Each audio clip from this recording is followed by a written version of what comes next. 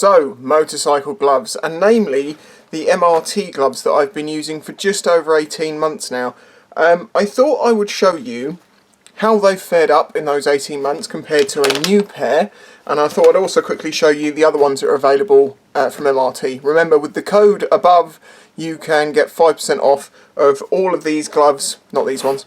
The RHOK Kevlar jeans I practically live in, the MRT Kevlar jeans, which are very, very affordable. All the stuff they sell is really good quality for the price, and it's a really, really good price. When it comes to the gloves, I'm blown away, and I'll get to that in a minute.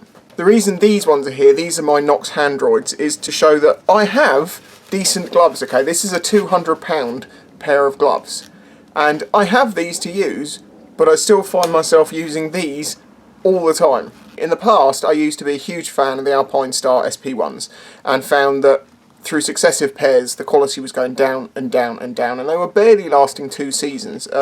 It was not good. But I really liked the Alpine SP-1s because they had the gauntlet style to protect your wrist between your jacket, and also in the winter time you don't want cold air going up there. So I was not a big fan of short gloves like this until I tried these out, and once I started using them, well, as you know, for 18 months this is all I've used. In the winter I might go to something a bit thicker with a bit more of a cuff, but normally I just use these until it gets so cold that I go for a big puffy pair of gloves that are going to protect my hands properly, because the difference I found between these and say these was not a huge amount, but obviously these are a summer orientated glove. Let's look at these a little bit closer. As you can see, the white is, well, it's white to me. It looks a bit off colour because of my camera colour correction in here, but it is a dirty colour because it's white leather. It gets dirty over time, but construction of the gloves is held together perfectly fine over these 18 months.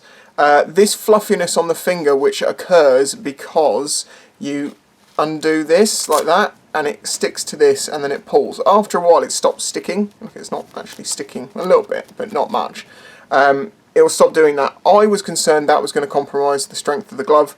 It appears to just affect the surface. It doesn't seem to actually do anything to the sort of the finger. Yeah, the Velcro's peeling on one end there a little bit, but it still does up fine.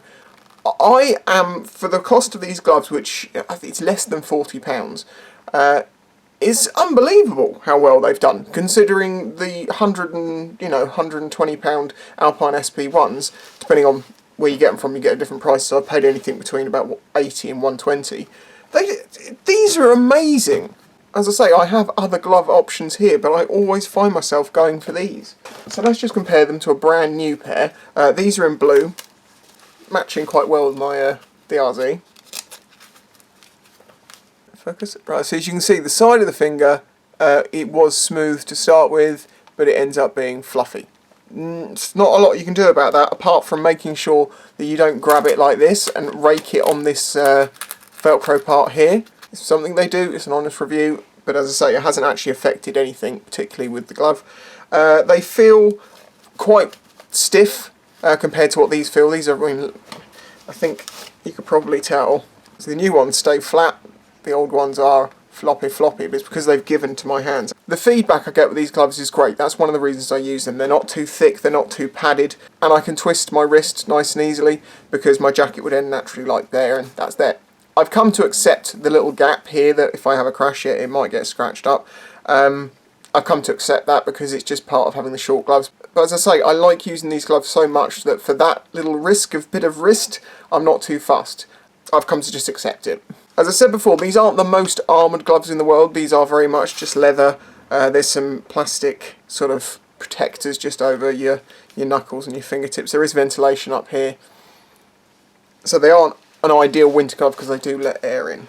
But yeah, 18 months apart. Obviously this is white and looks dirty. If it wasn't for that, they're in pretty damn good shape. I'm very impressed with them. If you go to the MRT website, as I mentioned, use that code and you can get 5% off. It does give me a little kickback, so that's a benefit to me, but I'm giving you my honest opinion. I use these myself, as you've seen in videos. I'm not like saying this is great and then never using it. On the website you'll see they do various different types. I can't off the top of my head remember which one's which, but if you notice there's a couple of different designs. There's these with the more open knuckles but the closed off fingers. This is another pair of these in the exact same colour, so I don't want to confuse things, so let's see, that's the other colour. Let's get these ones out of the way, because this is the other pair. These are ventilated, they've got a different design on the knuckles. So these are very, very similar. There's a bit more protection, just a piece of plastic or something on the wrist, and there's a couple of little plastic nubbins on the palms, you know, sliders, whereas on this one it's just leather. So there it is on my mitt. Good thick leather. There's loads of palm protection, mostly sort of, you know, vibration protection. It's soft stuff, but it will help protect your palm in a crash, but it's not the hard sliders you have on this style. In both build, looks and feel, they're very, very much like the Alpiestar SP-1s. They will be firm to start with, and they'll take a little bit of breaking in, but when they do, well, you know, it fits like a glove, as they say. As I say, these are all very, very affordable gloves. These are like, you could buy 4, 5 pairs for one of these pairs.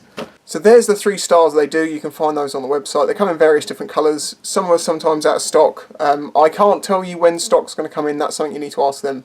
Very often I get people asking me, like, do you know when this will be back in stock? And it's like, I don't work for them. I just promote them and use their gear. But yeah, that is what they sell. That is what these look like after 18 months of hard use, and I'm damn well impressed with it.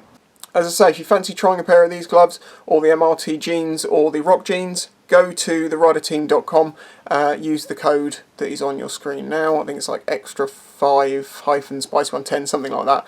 And you can get 5% off anything that you purchase from them.